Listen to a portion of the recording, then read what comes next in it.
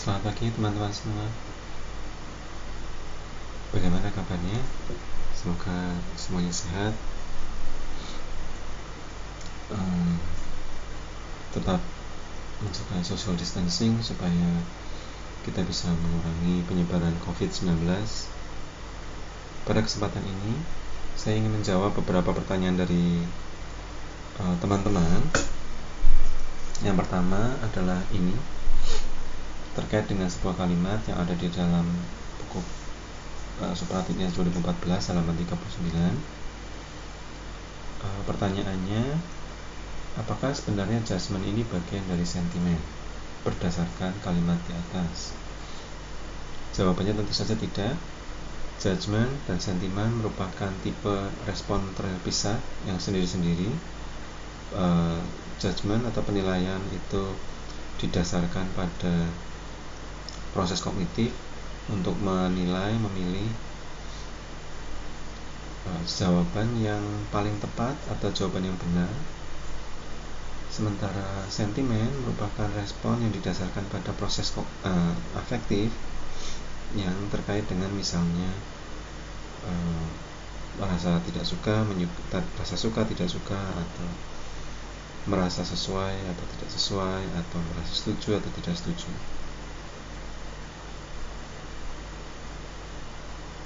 Kalimat yang ditanyakan sebetulnya tidak terkait dengan judgement maupun sentimen, tetapi terkait dengan apakah penilaian diberikan sebagai bentuk atau sebagai respon dari item yang menunjukkan benar salah, atau ketika item meminta seseorang memberikan respon atau memberikan jawaban yang benar dari suatu situasi tertentu, atau memberikan jawaban yang memiliki tingkat ketepatan tertentu. Misalnya, jika di sebuah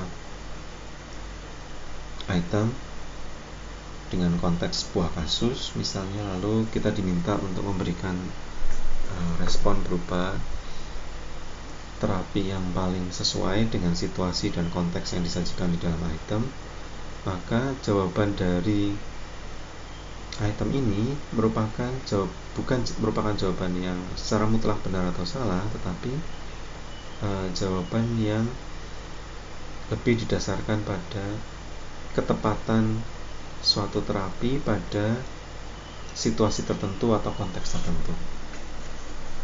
Nah, dengan demikian pertanyaan-pertanyaan berikutnya itu secara otomatis, misalnya apakah judgement dibangun dari sentimen? Tentu saja tidak.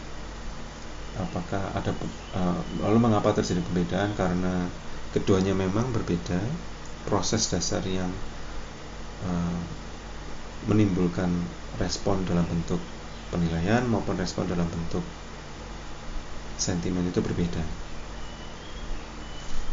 Baik, pertanyaan kedua terkait dengan estimasi interval. Nah, kita bisa lihat dalam pertanyaan ini kurang lebih berisi tentang apakah bisection merupakan satu-satunya cara untuk melakukan estimasi interval. Tentu saja tidak. Saya menduga sebetulnya banyak cara untuk melakukan estimasi interval. Bisection hanyalah salah satunya. Namun demikian, memang pembahasan terkait dengan cara-cara untuk melakukan estimasi interval jarang dilakukan. Ini yang mengakibatkan sulit untuk menemukan internet atau buku atau literatur yang bisa membahas tentang hal ini.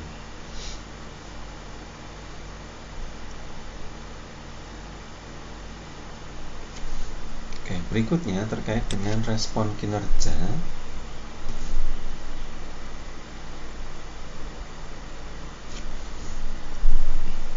Contoh dari respon kinerja adalah ketika misalnya sebuah perusahaan itu meminta pelamarnya untuk memberikan contoh hasil kinerjanya. Misalnya perusahaan ini meminta atau mencari karyawan yang nantinya akan dipekerjakan sebagai web designer. Nah, selain tes tertulis maupun wawancara yang dilakukan secara lisan, perusahaan ini juga meminta pelamar untuk memberikan atau menunjukkan hasil karya yang pernah dikerjakannya di waktu yang lalu, yaitu berupa portofolio.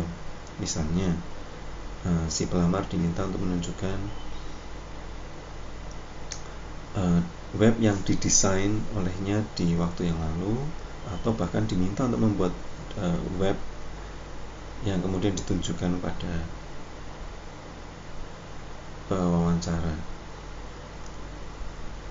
Nah, respon yang diberikan ini tidak dalam bentuk tertulis maupun tidak dalam bentuk lisan, tapi dalam bentuk kinerja atau bukti kinerja.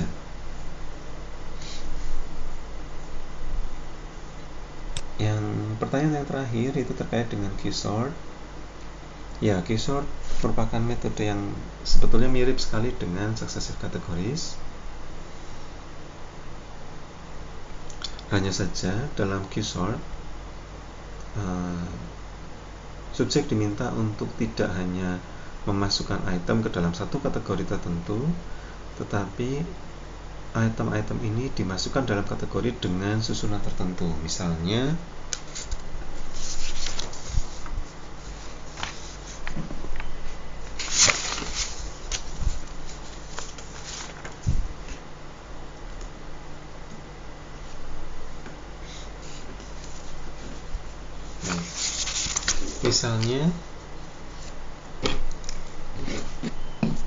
seorang memiliki 20 item yang kemudian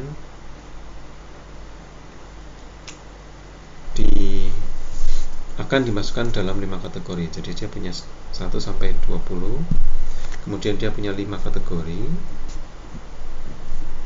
Kategori ini akan diberi peringkat pertama, kedua, ketiga, keempat, dan kelima.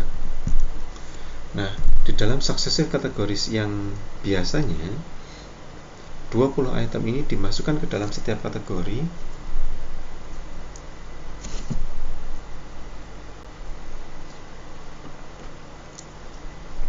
secara merata, yaitu misalnya untuk kategori 1 ada 4 item, kategori 2 ada 4 item, dan seterusnya.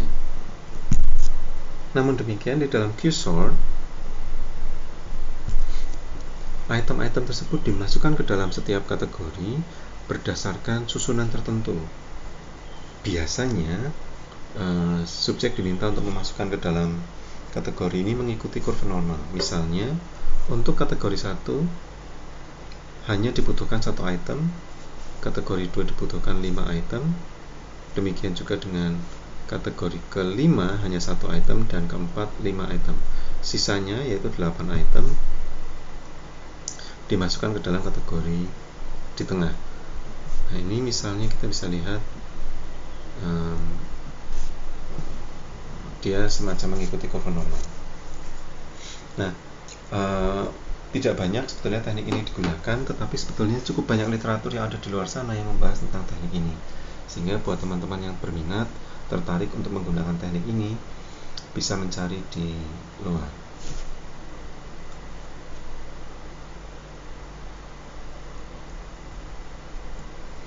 Oke,